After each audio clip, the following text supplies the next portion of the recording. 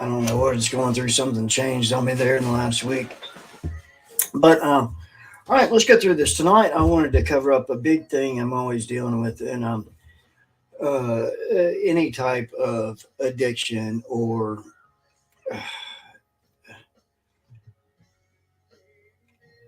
just life in general, and especially when it comes to alcoholism.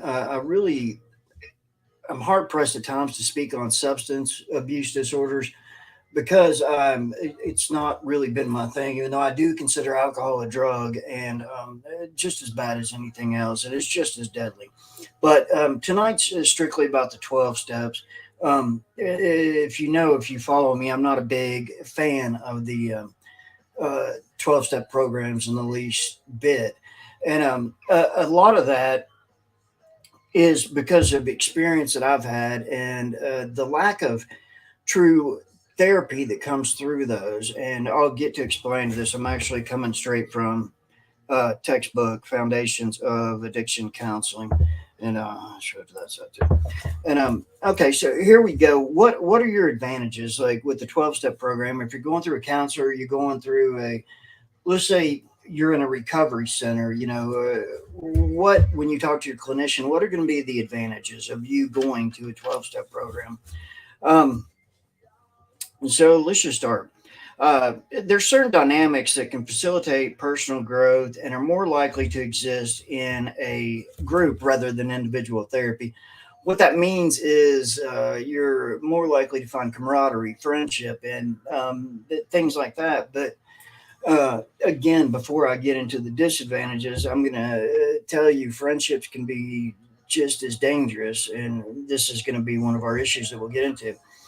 Um, the group setting also offers support for interaction dynamics and encourages experimentation and behavioral research that is useful in generalizing the world beyond the group.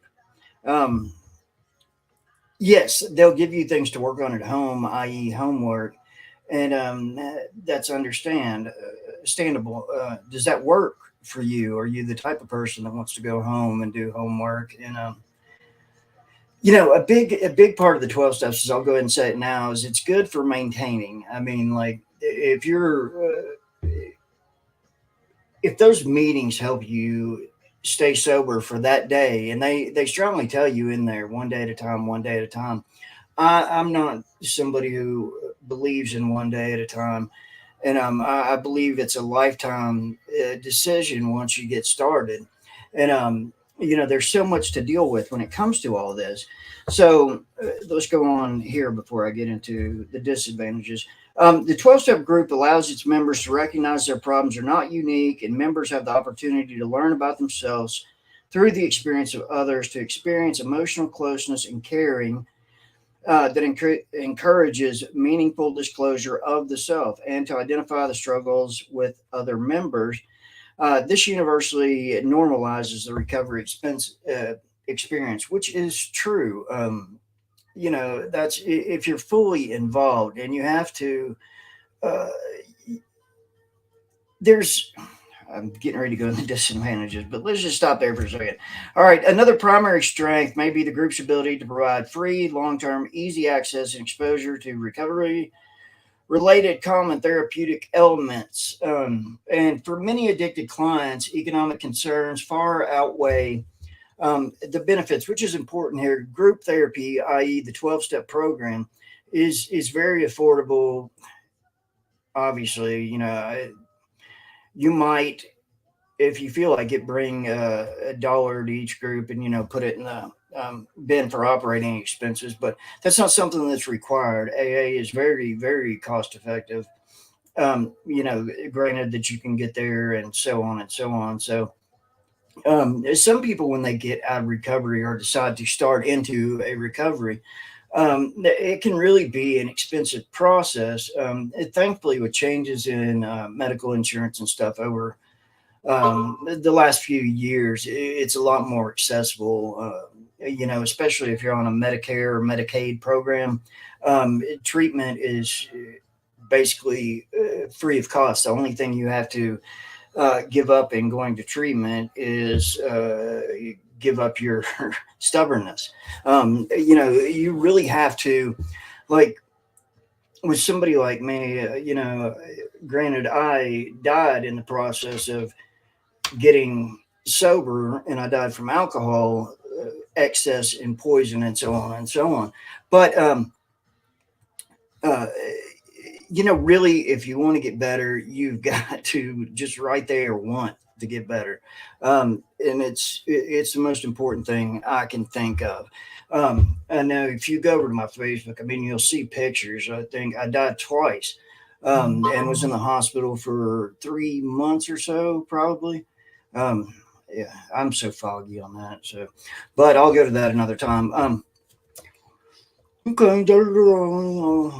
The cost effective and useful approach of promoting abstinence among persons experiencing alcohol and other drug related problems is a great thing they do in AA.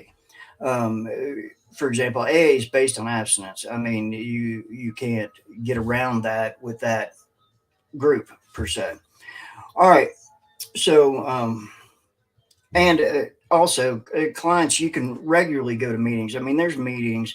If I pulled it up right now, there's meetings daily, sometimes hourly. I know in the time I was in New York once, I looked up the AA schedule, and it was like it was crazy. I mean, there was a meeting I think every 5 minutes, but it just depends on where you're at and where you live and stuff like that. And the good thing about your 12 step programs with AA is, when you make acquaintances in there, and you get the camaraderie, there's almost somebody who's always willing to take you to a meeting, and or you can call up and say, I'm having a really bad day today or whatnot. Now, with that said, I'm going to go into the disadvantages because I don't think a 12 step program is effective, especially for somebody like me who was dealing with some major childhood trauma that I kept like locked inside for, um, 20 some years. And with that came just the torment. And I was always drinking to numb out, is the best way to put it. And I also got myself in one bad relationship after another because I always wanted to be around someone who was as bad, if not worse than me. And trust you me, I accomplished that. It's toxic, but a million people in the world can tell you how toxic that is. And it's not like you really care. At the time, for me, there was always somebody to bring home the liquor, if you want to take it that way. All right, so your disadvantages here are going to be pretty open. I've been saying this for a long time, and it's not until I really started working towards my master's here that I get to pat myself on the back here and say these observations I've made over the years are actually very, very fruitful observations because they're true. And study cases, they end up being true. Um, so here's your disadvantage. Before an individual is referred to a group, many factors need to be carefully considered by both the counselor and the client to increase the likelihood that the client will benefit from the self help group experience.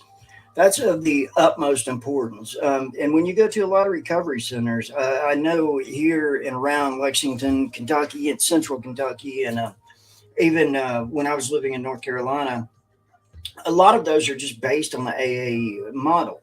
And that's not a good way to do it at all. Because if you have somebody dealing with trauma, and you're only treating the addiction, you've got the underlying cause right there.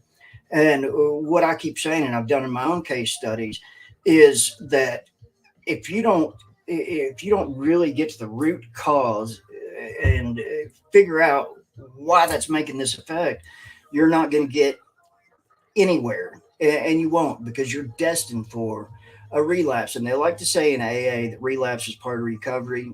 Man, it doesn't have to be. Like I go out, I still go out to bars with my friends. I did a couple of weeks ago. There's more pictures on Facebook of that one, but it doesn't bother me in the least bit because I can face it that I'm just terrible at drinking. I'm no good at it, and I don't like failing. I'm pretty good at most things I do in life, and that's just not one of them. It wasn't in the cards.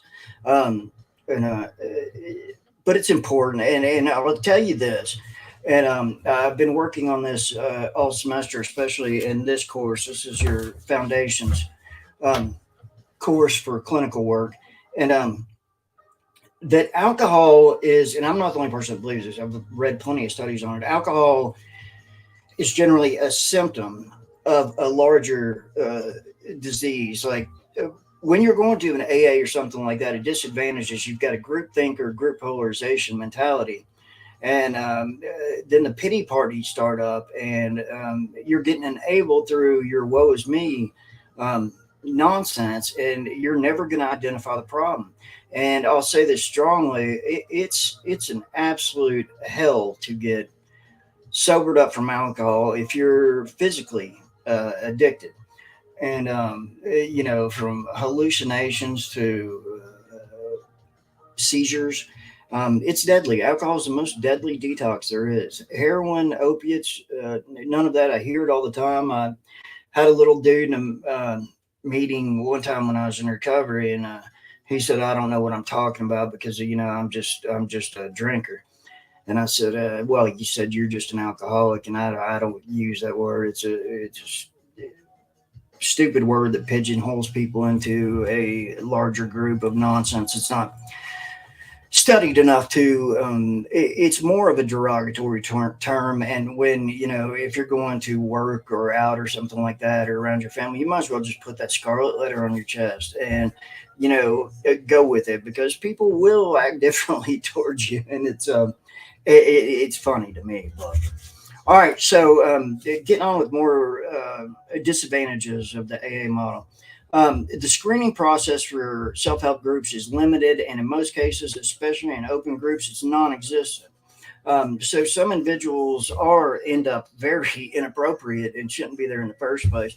Again, I've been to meeting when I started getting fed up with this. This was years ago. I mean, this is probably like 4 or 5 years ago, and I could go in there and say at the end of my drinking, I was in a hotel, roughly spent $40,000 over 4 months, and hopping from hotels from drink to drink, and it was 1.75 of Tito's vodka a day. And I'm not exaggerating that. I could care less. I pull up my medical records of people who say that's BS. And I didn't blow a blood test result. Blood alcohol content was a point 508 when I went into the hospital. That's 2 points above dead. And I don't know. Nobody knows how I even survived the first night. After the first night, they gave me about 3 days to live, to gather your family, sign the DNR order, which apparently I kept signing. But Nurse Beth, my favorite person in the world, kept cutting my bracelet off because I was so screwed up. Like I didn't know any kind of reality. It's like I was on a bad LSD trip at the time. And but that's really, I mean, and that is part of what saved me. But um, not the point here. When you get people like that in the meetings, um, they're just toxic, because somebody's going to say, even though I said I drank a 1.75, and somebody's going to argue that I don't know anything because I don't know what it's like to come off heroin, or I don't know what it's like to come off opiates. If you're going through a true alcohol withdrawal, you would wish it was an opiate withdrawal. And better yet, how about wish it was none of them? And let's just go on from there so I don't make too many people mad.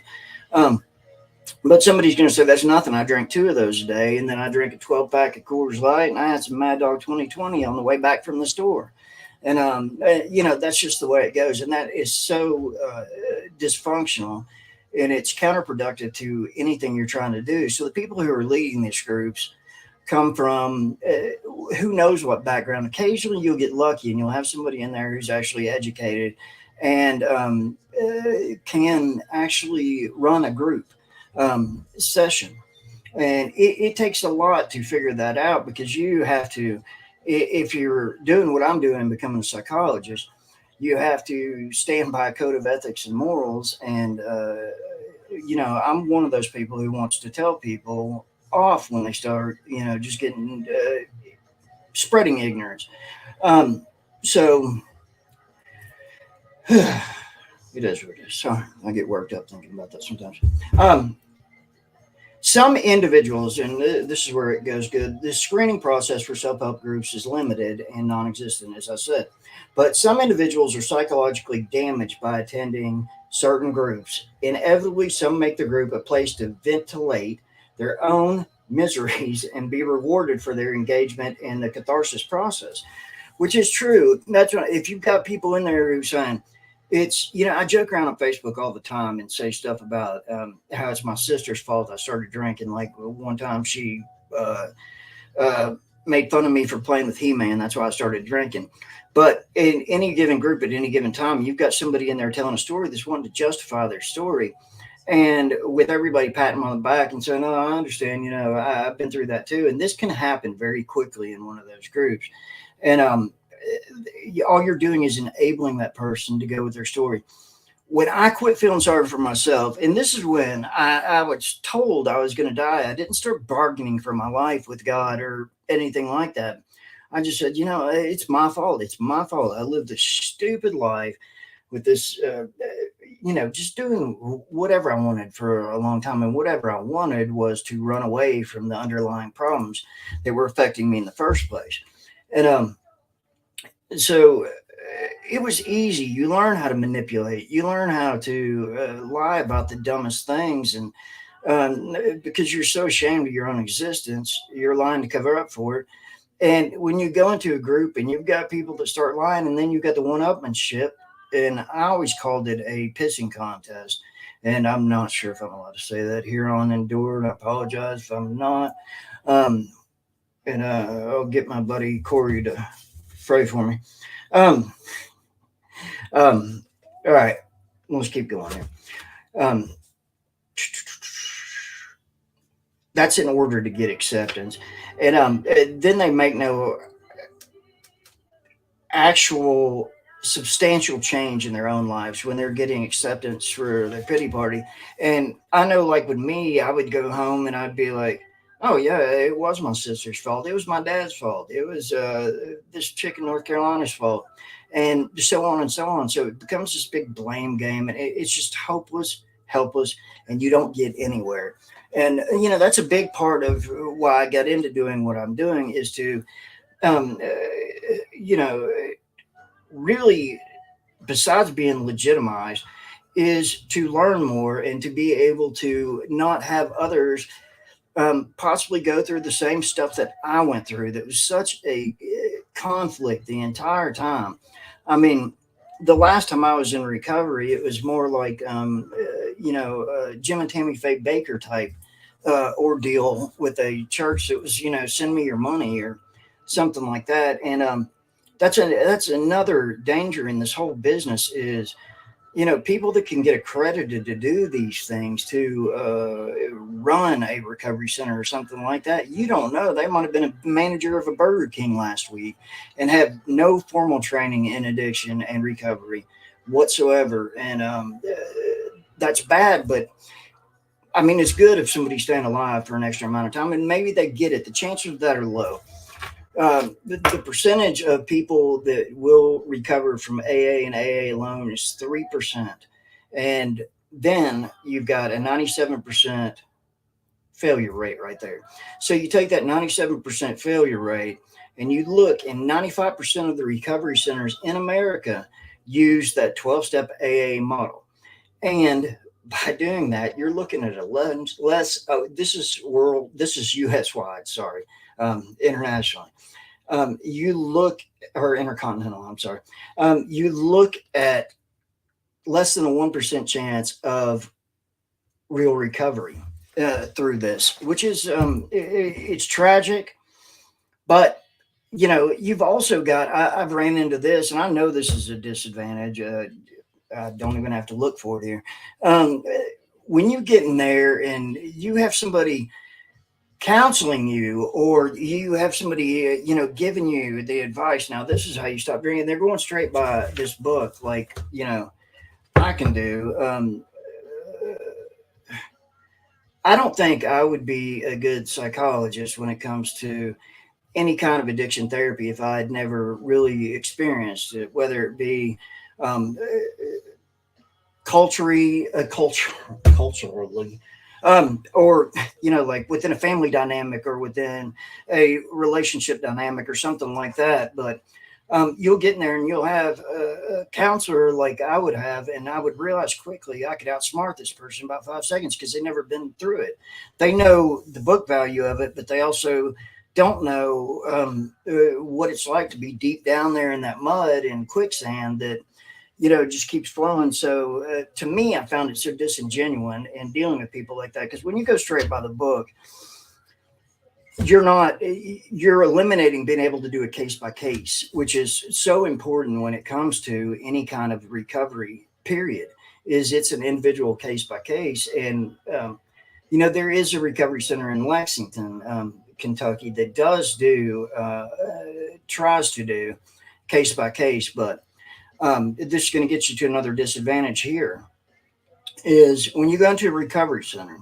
And again, the last one I was in, this is how they did it. You've got people who are sitting there because they're court ordered to be there, which is, maybe the court's trying to help, maybe the court's trying to get it off their docket. I don't know. But the point is, if you've got people who are in there who are struggling and saying, hey, I want to get better, and then you've got people who are in there saying, well, Judge Judy told me that I've got to be here. That's a whole different dynamic right there. And you can create such a toxic environment and infighting and so on and so on. Because seriously, if somebody's just in there because they have to get the paper signed, or somebody's in there because the court ordered them to be in there for 30 days, 9 out of 10 times it's going to be, and I don't know the actual percentage, I usually do, but it's going to be that they don't care. And, they're doing the steps to get better. I could go through any recovery center right now and period in the US and do it standing on my hands and be able to get, what they call graduating recovery, which is a farce on its own.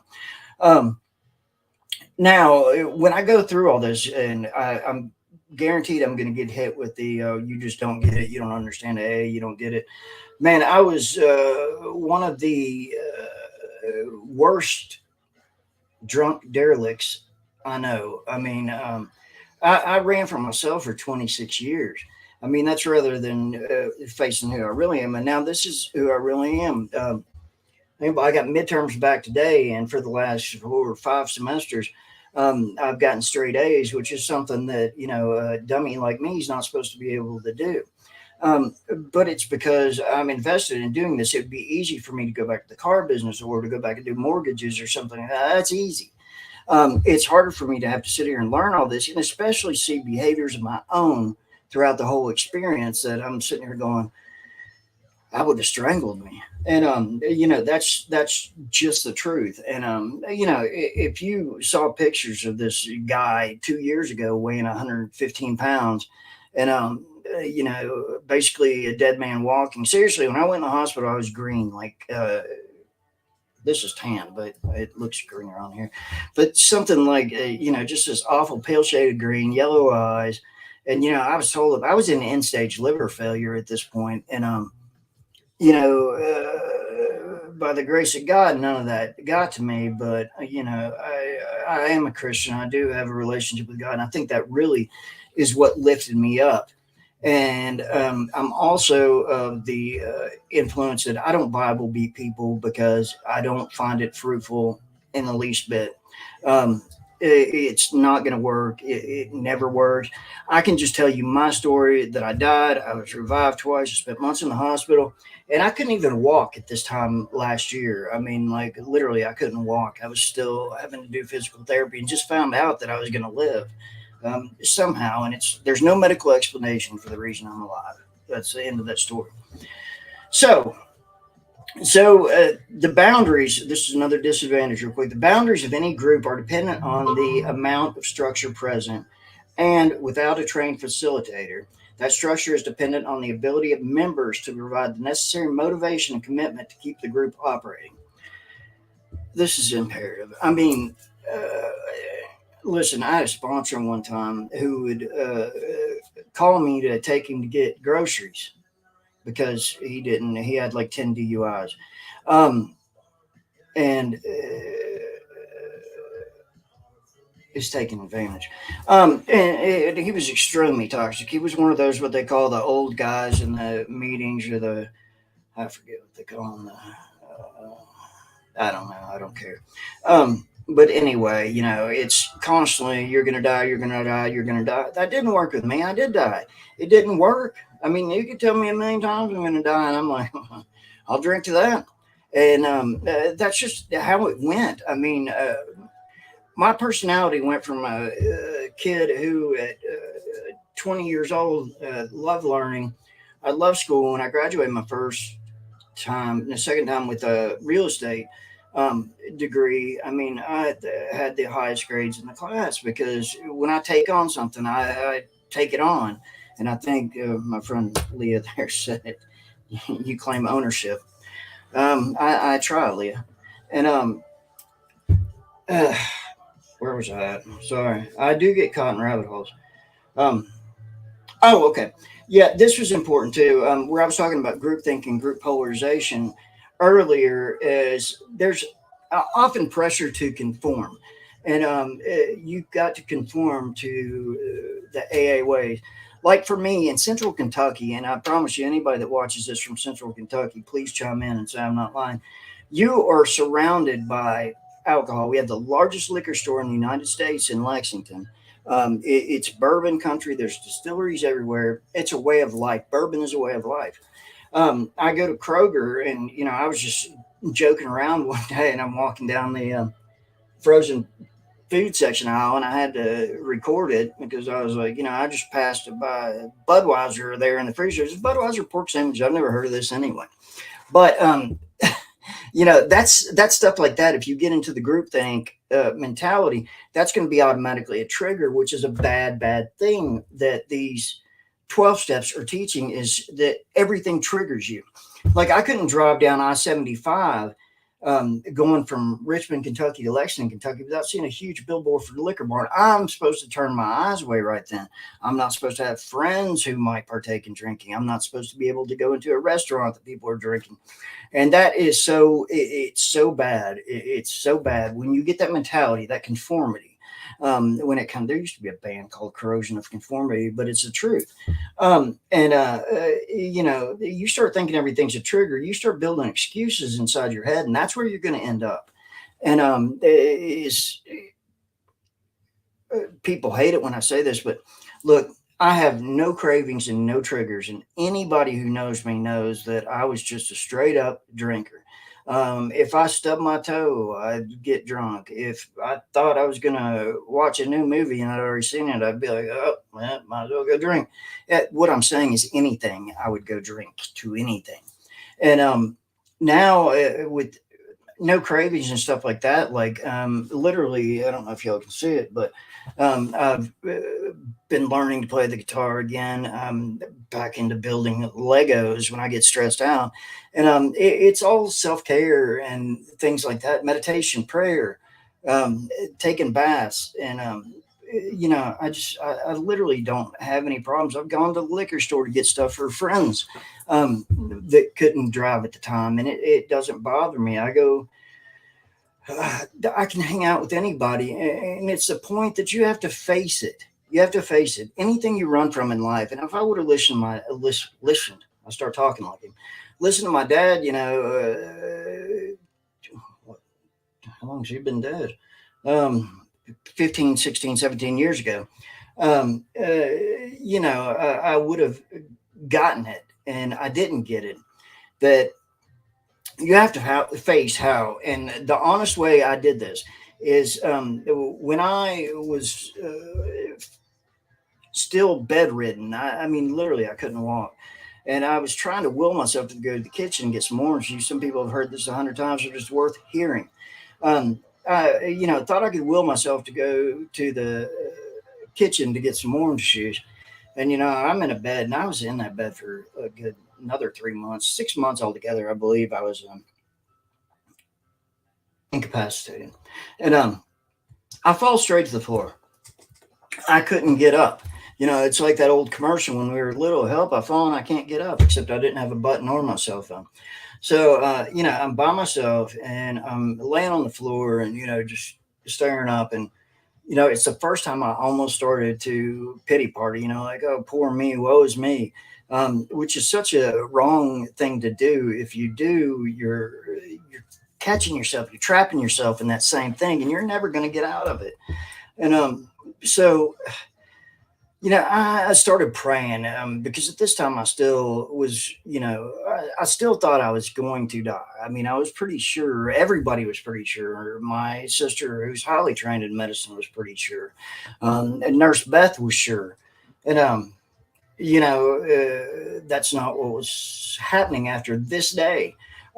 As I started praying, just asking God for forgiveness, and that took me into 2.5 hours of things, because I kept going backwards in time, forgive me for this. And then I was like, oh crap, I did this also.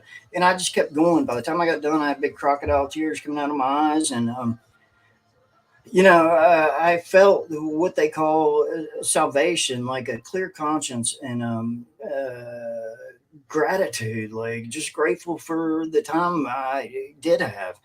And it was an overwhelming feeling, is the best I can say. And somehow in the next couple of hours, I pulled myself up on the bed, which the bed's too tall anyway. It's 4 feet off the ground. But regardless, I pulled myself up on the bed. And it was a couple of days later, I went and got my liver scanned, because I had to. They're wondering why I'm holding on to whatever life I have left. And that's when it first comes up that we don't know what's going on. This is probably a fluke, but by all means, you're healing. And I'm not Benny Hinn. I'm not going to go slap somebody in the forehead and say you're healed. But it changed. Everything changed right there. Everything changed. I can't explain it. All I can say is that spiritually, my relationship with God is great, and it's that's probably the only reason I'm here. And I don't take advantage of that. I don't look at the what if I had a bad day? What if one of my friends dies tomorrow? Which I don't know how many have died this year alone. But um, uh, your reason to drink can become your reason not to drink.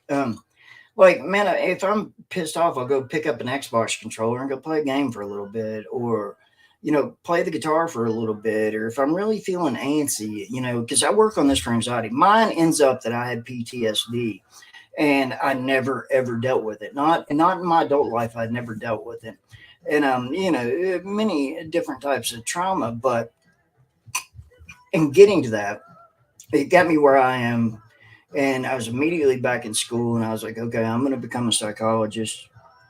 And this time it wasn't because everybody said you can't do that. It's because I made a promise to myself, a promise to God, and promise to my dearly long deceased mother of 27 years now, that I was gonna do the best I could to make a change in any system. And I think the recovery system as a whole is very flawed. And one thing that's come great with me in this education is learning about even the co-founder of Alcoholics Anonymous, Bill W. Um, he first got sober from the use of psychedelics. LSD is what he used, and now there's experience with what is it, MDMA, shrooms, and LSD, and they're proving very fruitful. And this is not somebody using it every day, or okay, now they're trading a drug for a drug. I can get into that at another time, but Suboxone, and it's after one treatment, and the last one that's been done was done in New York, and I think it's 18 patients total. And from every single one of them that did the one dose of LSD has stayed sober and changed their whole mind frame in their life. I have not done it myself. I don't know. I've not seen the experiment in person, but I've read enough about it. And there's a documentary about it on Netflix too. Somebody was telling me recently. But I have a friend who's doing MDMA testing in Lexington, and she's a doctor, and it's proving to be very fruitful.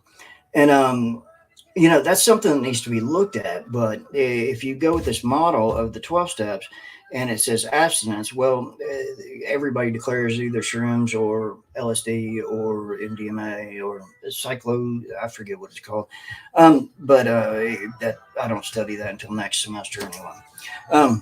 But again, these studies are proven very fruitful, even for treating chronic depression, PTSD, cigarette smoking, cocaine addiction. The list goes on. I can pull it up if anybody's curious to have a copy of it. I'll email it to you or whatever. Just hit me in one of my private boxes there. But okay. Hmm. Okay. This further goes into, okay. In other words, members may be susceptible to replacing detrimental values, norms, and even behaviors with equally detrimental ones exhibited and observed in the group. This is especially salient when referring clients with categorical concerns. Clients may choose to abandon the chemical for similar dependence on an observed behavior, an adopted value, or even another individual. That is a huge problem with untrained therapy. And listen, it's not just AA.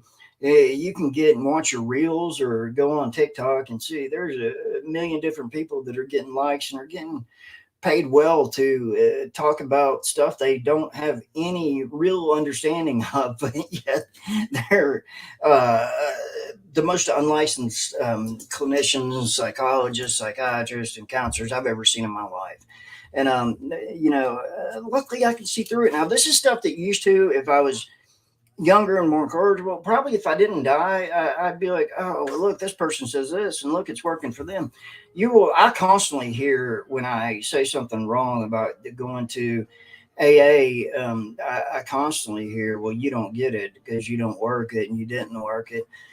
No, I don't work it. I don't have that type of issue. My underlying issue was not going to be something that was fruitfully treated with AA group therapy, 12 step sessions. It was not. And, that's a lot of it. People will be like, okay, Johnny Boy was doing so good. He was going to AA, he was doing everything he was supposed to, but who said he was supposed to? You have to think outside the box and go, okay, this is what, with me especially, is I got tired of being that drunk named Goodlow. I got tired of hearing that associated with me. There's so many people that thought that I've been on drugs since high school, and I never really have done drugs. I mean, I have done them, experimented, but not like on a regular basis. I mean, even with marijuana, I love the medical benefits of marijuana. I absolutely love every single bit about it, but it doesn't work with me. It makes me more paranoid than I was after a fifth of vodka. And that's saying a lot, trust me. So, can AA work so that I don't ruin everybody's day out there? Yes, it can be good for maintenance, and this is my opinion. There's always going to be people who are going to disagree with me, and that's fine. But I plan on studying it until my head explodes, until I figure it out.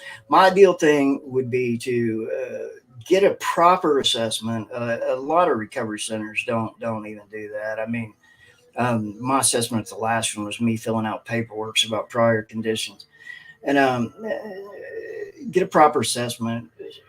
Speak to a counselor. I'm not totally against recovery. I'm against how lack it is in the system, and accountability is important.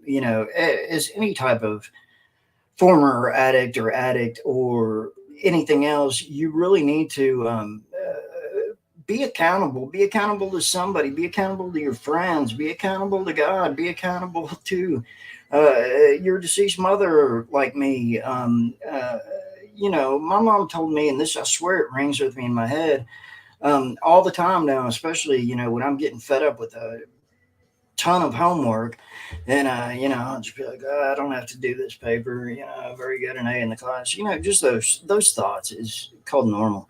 And, I sit there and think about it. My mom will say, I mean, what she used to say to me is, our job in this world, and she would say, when you were born in this world in 1975, your job was to make the world a better place than the world you came into. And I think we're all doing a terrible job at that, and I think it's catching up with us now. But you know, that's just the older me talking, because now I can say, back in my day. Um, so anyway, to get past that, but yes, for maintenance and for camaraderie, absolutely. But it says in here, and I'm not gonna go look that up and bore you with all this thoughts, but there's an actual phenomenon that I've been saying forever about people getting addicted to being addicted, which is there's people who get addicted to going to these meetings, and they feel like if they don't make it to these meetings that they're going to relapse, and that's an inherited group thought right there. I mean, that's just straight up group thinking. If you don't make it, you're not maintaining, and you're going to fail. And one of AA's mottos is, it's worked for people who work it. Yeah. If you're there every day, or sometimes even twice a day, I know people who go 3 times a day. Um, yeah, it's going to help you maintain, but you're always going to be an addict, always. And I look to get past that. And a big part of it, as I mentioned, is accountability for everything I did wrong. I have, placed it in my head, and I embarrass myself. And facing the facts of what you can and can't do in this world, I mean, you set yourself boundaries. And, I'm just a terrible drinker. I mean, seriously, I said that earlier, but I'm not kidding. I suck at it, and I don't like failing. So, that works for me. Plus, I still do counseling. At least once every 2 weeks. It used to be once a week. Originally, when I was going through the psychotherapy, the PTSD treatments, it was twice a week. And I can't, honestly, I'm not that skilled. I haven't got that far in studying.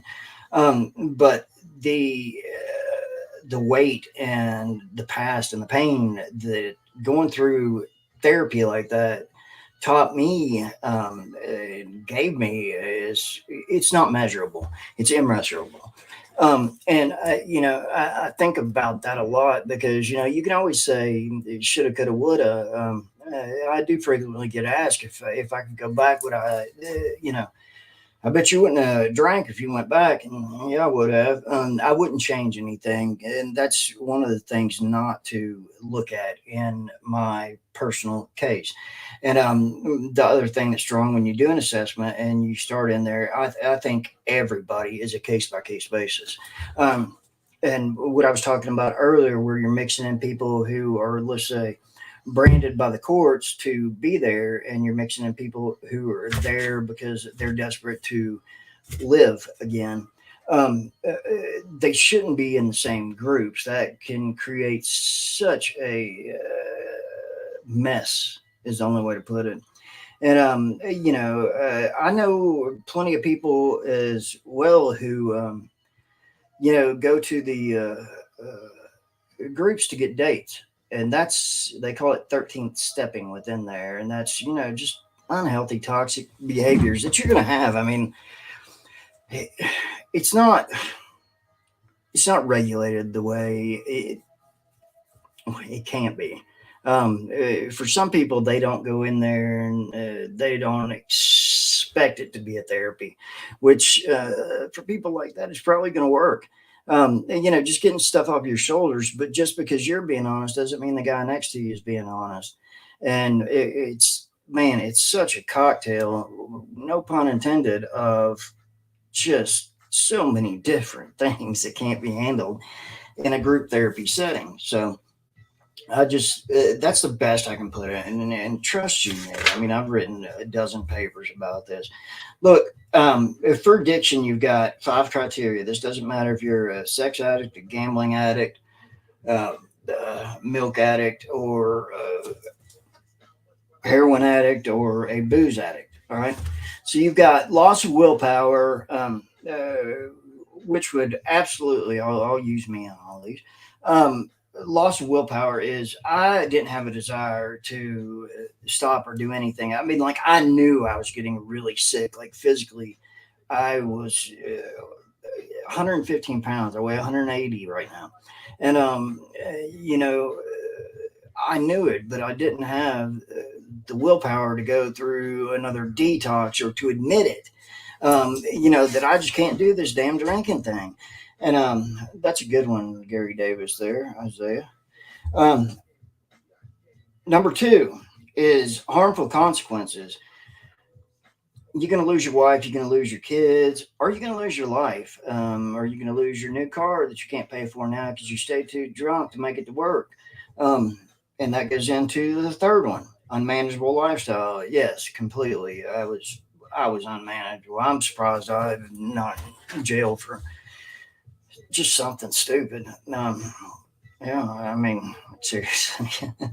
I remember it's I can laugh about it now because it's a totally different person. But yeah, I was like in the hotels. You're not allowed to smoke in hotels anymore. And I can remember Nurse Beth telling me that I was, just crazy because I it's paid a $50 fine a night to smoke in a room, and that was like, so I was like, I don't care, I'll drink for that. But tolerance and escalation of use. Obviously, tolerance when it comes to alcohol is a huge part of it. And that used to be like such a thing when I was in high school and college. Oh man, he can drink, he can put them down. That boy's badass.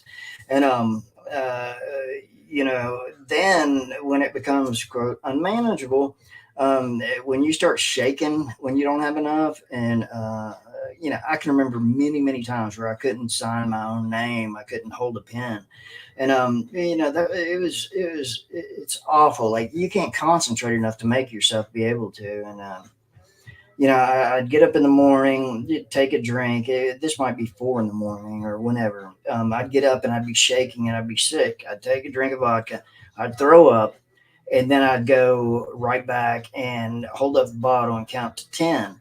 And I was very methodical about this and count to 10 and hope that it stuck that time because then I could start where I could like pick up the TV remote or, hold a glass without, dropping it. It was really, that was so awful looking back on it. But, and as my friend, said earlier there, you need to take ownership of what you did and accountability, even if it's to yourself. I know I mentioned a bunch of things earlier, but even to yourself. In escalation of use, like I went from, let's see, before my last 5 month bender, 4 month bender, I didn't drink for a while. But then when I started up, and especially I get funky dunky around the holidays. So, um, I think it started with like a pint, then a fifth, and then, it just kept going from there. Like it was never ending. Um, because I would always, my number one concern in life was making sure that I had enough alcohol for the next day. And too scared to buy a case because I was afraid I'd overdose on alcohol. Who knows what I was thinking because I don't know what I was thinking. And that's one more thing about this whole journey that will always, always, always bother me. And I will never, ever find forgiveness in alcohol for is I can't piece together a solid year in the last 26 years, except for this year. And that's horrible, man. Of that time that you can't buy back, you can't earn that back. There's nothing you can do.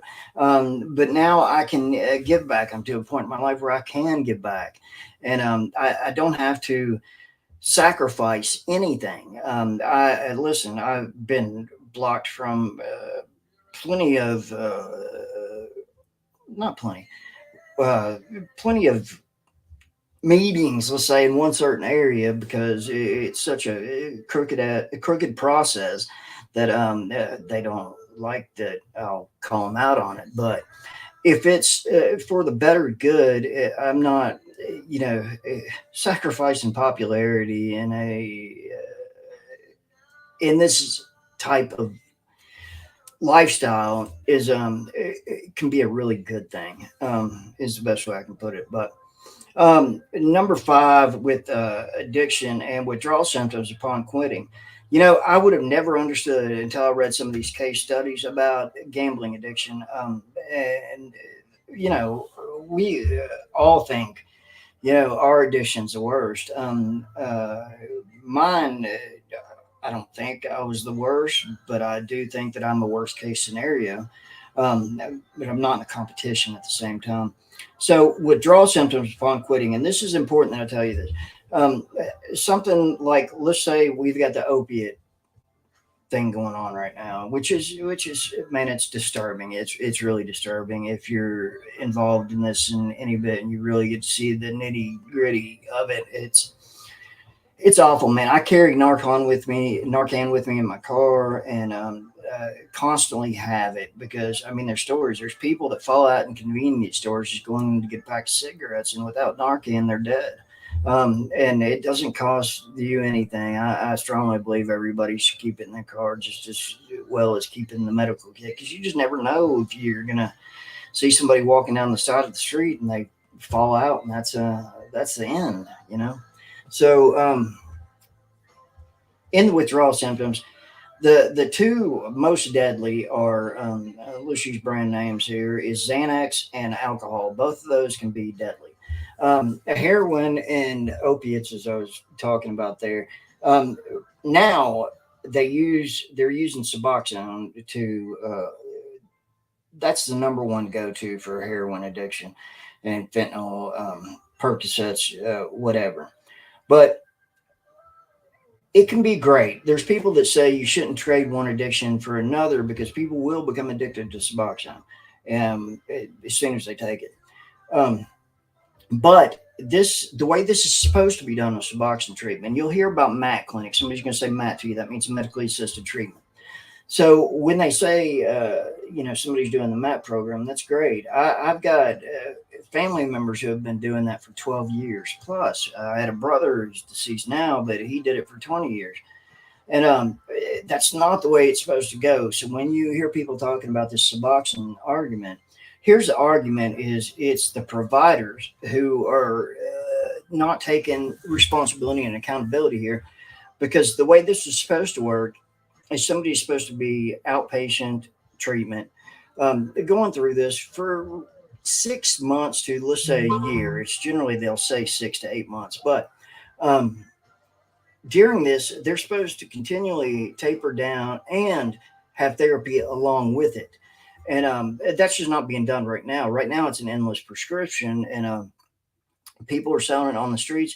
And now, here's the one thing that nobody thinks about that's so absolutely true and deadly: is some of these people run out of Suboxone, and or Suboxone, however you want to say it, and they can't get an immediate script, or they can't find it on the street. You know, you can't go to Kroger and say, yeah, give me some of that. It's controlled.